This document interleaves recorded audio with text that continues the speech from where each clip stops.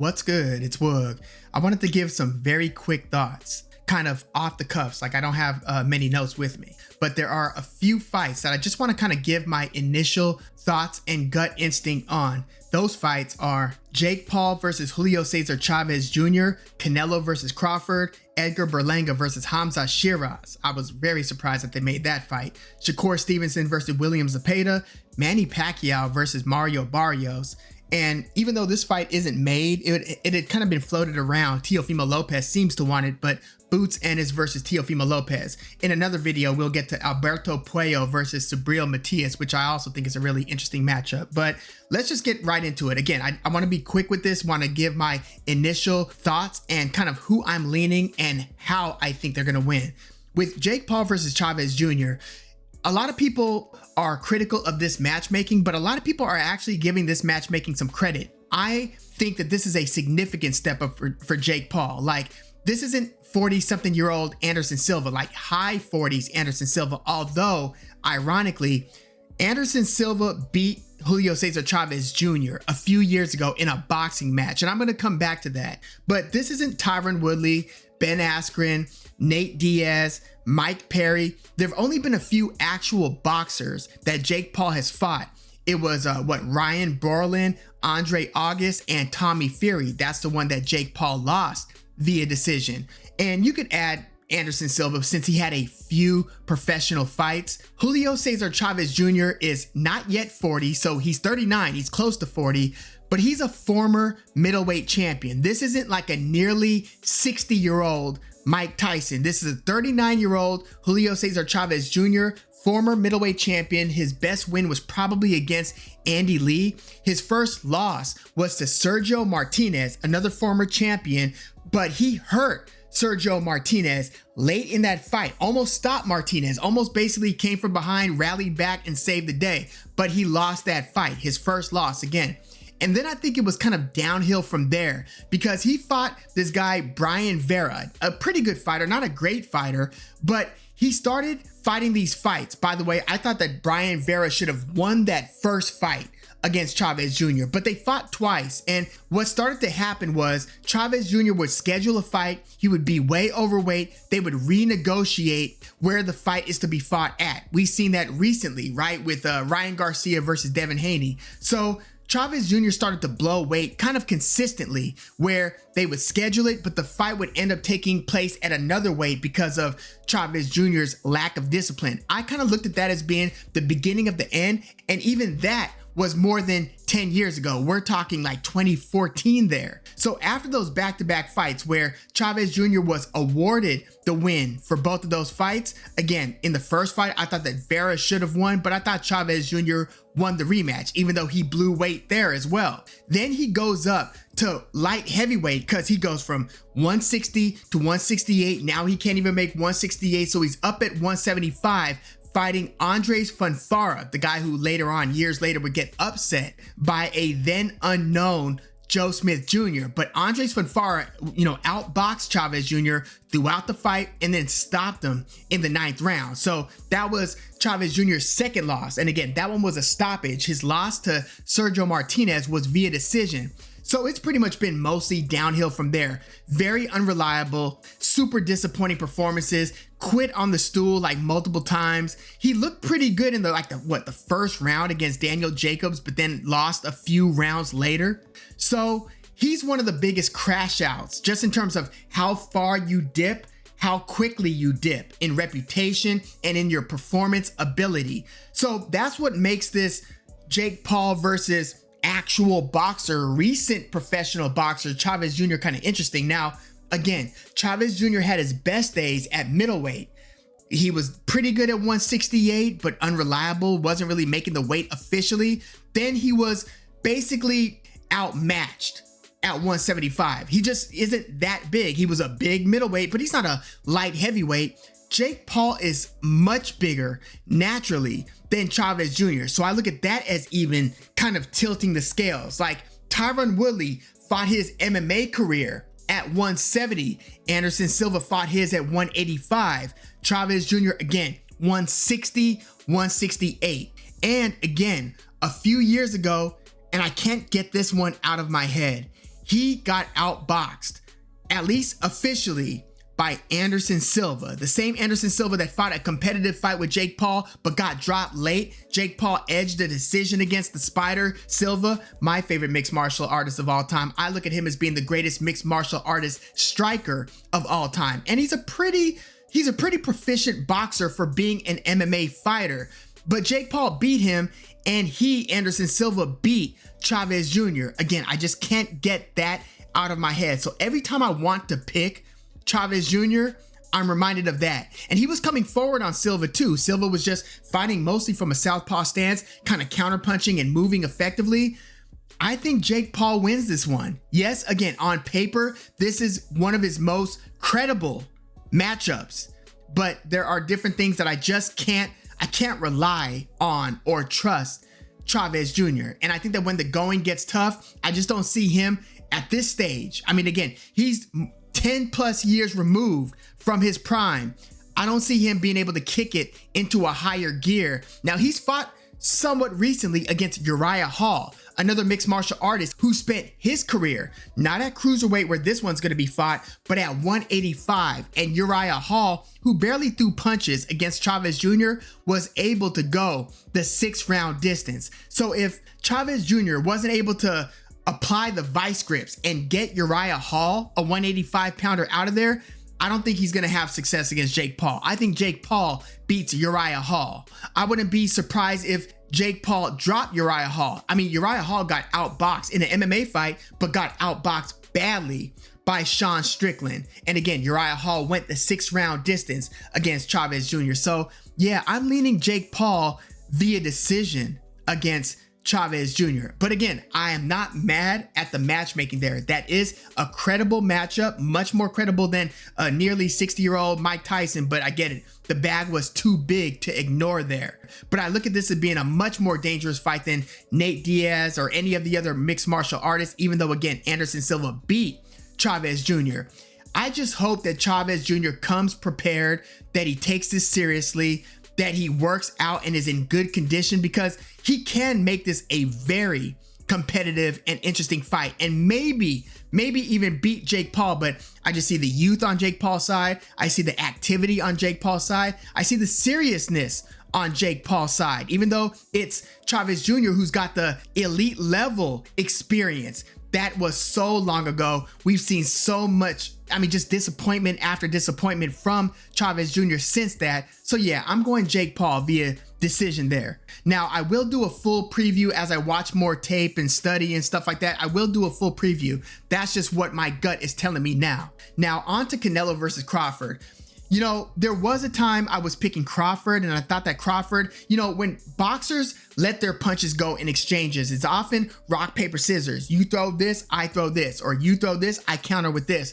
I just looked at those snapshot decisions by Terence Crawford being second to none. I can't not think about the Majimov fight, and I get it. That was his first fight at 154. Well, guess what?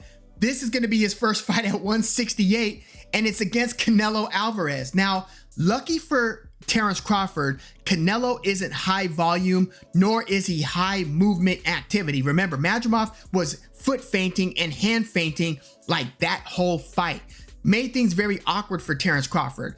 But I also can't forget that Terence Crawford is going to be 38 years old for that fight. Like, what am I supposed to do with that information? Even the great Floyd Mayweather, you know, was kind of starting to fall off at 37, 38. 38 is when Floyd Mayweather fought his last professional, well, Conor McGregor was technically an actual boxing fight. He was 40 years old for that fight, but he was 38 years old when he fought Manny Pacquiao, and he was 38 when he fought Andre Berto. So that was Floyd at 38. Crawford at 38, can he beat this version of Canelo Alvarez? Now, Crawford's not going to move like we just saw William Skull move. But again, Crawford hasn't been absorbing punches from a 168 pounder. What happens when Canelo goes to Crawford's body? I just don't know the answer to that. And can Crawford hurt Canelo?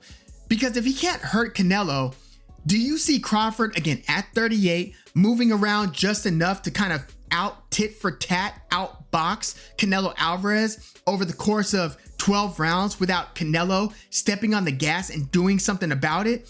I mean, I've just seen Canelo fight guys much bigger than him and dropping them. You know, he fought Edgar Berlanga, Jaime Munguia. These are guys who are just naturally bigger than Canelo. And for a while, he wasn't getting any stoppages. He hasn't gotten a stoppage since Caleb Plant. But if you look at not the Golovkin fight, or obviously not the Bivol fight, but if you look at the John Ryder fight, the Jermell Charlo fight, and then the Munguia fight, and then the Berlanga fight, he dropped each of those guys. Didn't finish them, but dropped them. So he still packs a hell of a punch. He seems to be much more dangerous in the first 5 to 6 rounds than in the back half of the fight. That might also work to Crawford's advantage. So I'm still unsure about this one, but I'd have to lean Canelo via decision at this point. I mean, it's going to be amazing and quite an accomplishment if Crawford is able to pull this off, even when Canelo's at this stage of his career. If Crawford could do this at 38, unbelievable. And more people are starting to think that it's possible. Because look, this is how it was. At first, it was a very intriguing matchup, but then they saw Crawford fight Madrimov, and then they said, maybe not. You know what I mean? Canelo should win that one. But then they saw the difficulty that Canelo had cutting the ring off on William Skull, tracking him down. And I mean, William Skull, one of those scorecards was 115, 113. Just imagine if Skull threw some punches. Now, if he threw more punches, obviously he would make himself more vulnerable to Canelo's counters. But all that to say, Canelo had difficulty with the movement. He's not moving his feet super well. So again, Crawford doesn't have to move as much as Skull, but he's gonna do some lateral movement, I'd imagine, some stance switching, I'd imagine. But when people saw Skull or Canelo versus Skull, now people are again thinking that, you know, maybe Crawford's got a shot. But again, right now, I'm still leaning Canelo via decision. Again, I'm gonna do a full preview as we near the fight date on that one. But right now, I'm still leaning Canelo via decision. Now, Edgar Berlanga versus Hamza Sheeraz. I was surprised that they made this fight because yes, Sheeraz didn't look great against Carlos Adames. Yes, Adames should have won that fight against Hamza Sheeraz. They ruled it a draw, but Hamza Sheeraz didn't show me that he could take a big punch at 160. Remember, we're only a few years removed from Sheeraz being at 154. Then he moves to 160. He has some very impressive performances, stopping Liam Williams like in the first round, stopping Emma Williams in the 11th round, stopping Tyler Denny, who had just beaten Felix Cash, stopping him in the second round. So Hamza Sheeraz was looking dangerous at middleweight. Then he had that fight against Carlos Adames. They say Sheeraz had a hand injury there, but now he's going up to 168 to fight a big, hard-hitting 168 pounder who went the distance with Canelo. So say what you want about Edgar Berlanga, he can rumble. You know, I mean, he can knock a lot of fighters out at 168. He has shown that he could beat the mid-tier guys, Patrick McCrory, Marcelo Coceres, Jason Quigley, Romer Angulo. He's shown that he could beat these kind of mid-tier 168 pounders. Hamza Sheeraz, I don't know what kind of a 168 pounder is. I know that he's tall, but again, is his punch going to carry? I mean, he had a hell of a punch at 160. Is it going to be a dangerous punch at 168? That's a big jump. 160 to 168. A lot of people don't make that jump successfully. Let's get that out there. But again, can he absorb the shot at 168? That's a big question. And he's going to have to against a guy like Edgar Berlanga. I don't think Berlanga is just going to stand at the outside and get picked apart. And Hamza Sheeraz, who is very lead hand happy, he's got a great jab, got a great left hook. He's going to have to be Oscar De La Hoya effective with his lead hand in this one. He's going to have to box circles around Berlanga to get through this one and to pick up a win. Now, if he could hurt Berlanga, that would be something. And if he beats Berlanga, I mean, his name skyrockets in the world of boxing. But right now, I'm gonna have to lean Edgar Berlanga. And right now, I think I would pick Berlanga via stoppage, at least as it stands. I'm going to watch more fights from both of these guys, rewatch fights, and I'm going to do a proper preview. But right now, I think Berlanga wins it via stoppage. And I'm just going to put this out there. Berlanga is making himself one of the most easy to hate fighters out there. Just his persona, not just the New York thing, but it's also the idea that he was gifted a lot of what he's gotten as a professional. Yes, he did earn those first 16 first round knockouts, not just knockouts, but first round knockouts. That was a special thing that he did. So props to him for that. But ever since that run of distance fights and then getting the Canelo fight, that just rubbed a lot of people the wrong way. You couple that with his persona, and yeah, he's pretty easy to hate on. And he just made himself even more easy to hate on in this recent press conference. But yeah, right now, I think I'm gonna go Berlanga via stoppage over Khamzat Sheeraz. Again, I just don't know what kind of a punch Sheeraz could take at 168. And then there's Shakur Stevenson versus William Zepeda. I already did a full early thoughts video on this one. Go check that out if you want to see a more thorough early analysis there. But gut instinct, I know William Zepeda struggled with Tevin Farmer in both of those fights for different reasons. Like, he started off a lot better in that second fight, but I thought that it was visible and obvious that Tevin Farmer hurt either his hand or his arm, shoulder. He hurt something in like the first couple rounds of that fight. He was wincing a lot. He was gesturing to his corner that he was hurt a lot. But he fought through it and actually had a better second half of the fight and hurt William Zepeda badly, at least to my eyes, late in the fight. And in the first fight, he dropped Zepeda, and that fight really could have gone either way. So I know William Zepeda is coming off of those less than dominant performances. So a lot of people are thinking, okay, maybe he can't hang with Shakur Stevenson. But I'm not sure Shakur Stevenson could fight the type of fight that Tevin Farmer fought there, where you're in the trenches, where you're rolling with all of these punches, because Zepeda is so high volume. And I don't know if Shakur Stevenson can take punches to the body the way that Tevin Farmer took punches to the body in both of those fights. I mean, Tevin Farmer was a dog. He was right in there in the mix, countering, shoulder rolling. He was right there in the pocket with Zepeda. He wasn't moving around, because it's kind of been proven when you look at like the Maxi Hughes style, you can't move away from William Zepeda and have success that way. He'll just start rolling downhill on you. When he's at his best, William Zepeda showcases an excellent jab. A lot of people don't talk about it, but he closes that distance because he's pretty long armed. He's gonna have longer arms and more height than Shakur Stevenson, but he closes that distance when you try to move away from him with that jab, as he's then moving in to let more punches go behind the jab, to where before you know it, you're going to be backed up against the ropes or the corner, and he's just going to be raining hellfire on you. I don't think you can move away from him and have a lot of success. So Shakur Stevenson's going to have to stand his ground against William Zepeda. And those hand injuries, they really make me, I mean, that's a big concern. That's really a big concern, especially against this guy, this high volume monster who just puts his opponents on what I like to call the proverbial treadmill from hell, where he looks like he's drowning his opponents in activity. Shakur Stevenson can't move away from him, nor do I believe he's planning to move away from him. Shakur Stevenson isn't really somebody who moves away from his opponents. He is one of those stand your ground guys. It's just that sometimes the fights take on a temperature where it doesn't really move from there, and you get this inertia round after round where, yes, Shakur Stevenson's winning the rounds, but he's not really kicking it into a higher gear and on the verge of stopping the opponents. We've got that for a few fights, not in a row, but we get those kind of peppered in his fight by fight history. He's going to have to not only stand his ground here, but he's going to have to be able to hurt William Zepeda. I think Zepeda's high volume is going to give Shakur Stevenson a lot of those opportunities. I actually think, my gut tells me that Shakur Stevenson's going to really show out. And this is going to be, first of all, this is his most important fight, at least since the Oscar Valdez fight, because that was a title unification fight.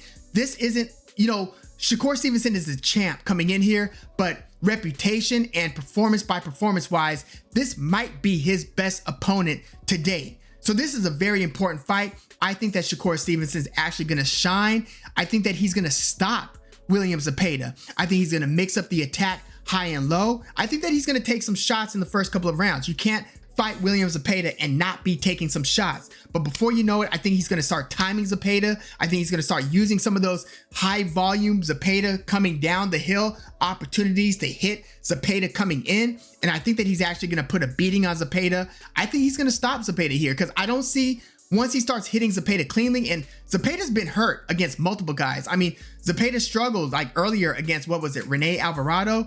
Yes, he did beat the hell out of Jojo Diaz, but he also got hurt against Jojo Diaz. I've seen Zepeda hurt in multiple fights. Again, he got hurt, I think, in both fights against Tevin Farmer. So he's a very dangerous, drown you out type of fighter, but he's also vulnerable, I believe. And I think that when Shakur Stevenson starts hitting him cleanly, I don't look at Zepeda as the let's retreat and start moving away from our opponent type of fighter. I think he's going to keep on doing what he does to win fights. And I think that's just going to make things worse for him over time. I've got Shakur Stevenson, at least in my early thoughts here, with the stoppage over William Zepeda. Then there's Pacquiao versus Barrios. I don't know where to begin on this one. First of all, shame on the sanctioning bodies for making this fight a title fight. I know Mario Barrios is champ here, but Pacquiao hasn't fought in a few years. He didn't look good in that recent against Anpo, the exhibition. Anpo won those first couple of rounds. Yes, maybe it took a couple rounds, or it would take Pacquiao a couple rounds to start cooking, but just the fact that it takes Pacquiao a couple rounds to start cooking tells you that we're not dealing with even proximity of what Manny Pacquiao was. He's what, 46 years old? No, I don't think this is going to go well. And yes, if there was a 147-pound belt holder who was vulnerable to losing a fight to an aging fighter, I mean, Keith Thurman beat Mario Barrios a few years ago. It's Mario Barrios. But Barrios has been fighting currently active fighters like Abel Ramos. He beat Yordenis Ugas, who beat Manny Pacquiao. Don't forget about that. Ugas beat Pacquiao. Barrios dropped multiple times, and beat Yordenis Ugas. Yes, that was after Ugas got stopped by Errol Spence Jr., so that's also something to keep in mind. But yeah, I don't like this fight. I don't like the idea that I thought Pacquiao was done fighting. I mean, I hope he doesn't need the money. I hope he's just chasing legacy. That's just my hope. But I don't need to see Manny Pacquiao the Great in another professional boxing fight. I mean, make your money, maybe do another couple exhibitions, but again, maybe Mario Barrios is the guy to try this against, but I don't think it's going to go well for Manny Pacquiao. Does he get stopped?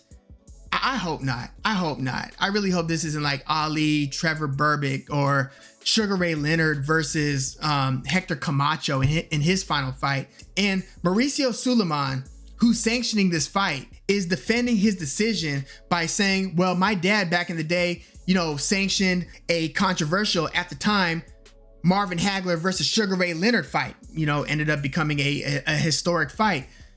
And I guess Mauricio Suleiman's argument is that his dad's decision was vindicated because, the fight was historic and Sugar Ray Leonard won the fight. He was coming off a 3-year layoff, but Sugar Ray Leonard was 31 years old when he fought Marvin Hagler. That just shows you, by the way, how early and how young Sugar Ray Leonard was when he first started retiring. Like, a lot of Sugar Ray Leonard's career was, he's retired, then he comes back for this opportunity, then he retires. There was a lot of that in the last 1/3 of Sugar Ray Leonard's career. But again, he was 31. Yes, again, 3-year layoff, but we're talking about a 31-year-old, not a 46-year-old. So right now I'm going Mario Barrios. I'm going to go via decision. I think Pacquiao's got enough wherewithal to maybe make it the distance. I'll go Mario Barrios, but I think it's going to be a kind of a sad fight when you look at the second half of the fight specifically. But I'm going to go Barrios via decision, at least as it stands now. And then the last one, Boots Ennis versus Teofimo Lopez. Again, this fight is not official, but Teofimo Lopez has been calling it out. Boots Ennis seems like he wants to either further unify in the division or go up to 154. He wants like those types of opportunities. But here, Teofimo Lopez has been kind of, nipping at his heel, like, hey, I want some. Can Teofimo Lopez beat Boots Ennis? I mean, I love the idea that Teofimo Lopez challenges himself in the way that he does. He's done this repeatedly now. But Boots Ennis should be a bridge too far for Tio. Tio's not a big 140 guy. He doesn't pack the same punch at 140 that he did at 135. And Boots Ennis, yes, he did struggle with Karen Chukagian in that rematch, but I think he's going to be ready for a Teofimo Lopez. There's a lot of tape on Lopez. Is Lopez the twitchier fighter? I mean, we just saw, you know, Teofimo kind of stunting on Arnold Barboza. I thought that that was going to be a much closer fight than what it became, but I think that Boots Ennis wins. Does he stop Teofimo Lopez? Damn, maybe. Really, maybe. But as it stands, if they do make that fight, my gut instinct says that Boots Ennis wins, but via decision. I've got a lot of respect for, you know, Teofimo Lopez's boxing IQ, his durability. He's just a pretty tough dude and a very, very talented guy. Boots Ennis, if he really steps on the gas, I think, and, you know, starts jabbing to the body and really starts, you know, marching forward on Tio, I think that he can get the stoppage. But right now, I'm thinking Boots via decision. The last one I'm going to remark on really quickly, and I'm going to do a full preview on this one as well. You know, Abdullah Mason is about to fight Nakathila. This is a dangerous fight. This is the hardest puncher that Abdullah Mason will have fought. I mean, Nakathila is the guy who retired Miguel Berchelt, and he's got several knockouts. I mean, Shakur Stevenson gave Nakathila a lot of respect when they fought. I mean, Nakathila's got a mean right hand. We saw Abdullah Mason a couple fights ago, get dropped multiple times. I know that that was just maybe a one-off, but he did get dropped multiple times. And, you know, fighters encounter those difficulties on their way up. Abdullah Mason has been my favorite prospect for a couple years now. I've got a lot of respect for his brilliant speed and his offensive arsenal. But he's going to have to button up. And yes, Nakathila's lost a couple times since that Shakur Stevenson fight, since that Miguel Berchelt fight. He's even been stopped. He got stopped, I believe, by Murataya, and in the fight, I think, after that. So Nakathila isn't the same Nakathila from a few years ago necessarily, but he still has a dangerous, dangerous right hand. I think that Abdullah Mason, damn, what's he going to do? You know, I'm going to think about that one. I'm going to let that one sit a little bit more. I really have to give that. But look, I said I was going to give you just my initial, you know, thoughts. I think Abdullah Mason,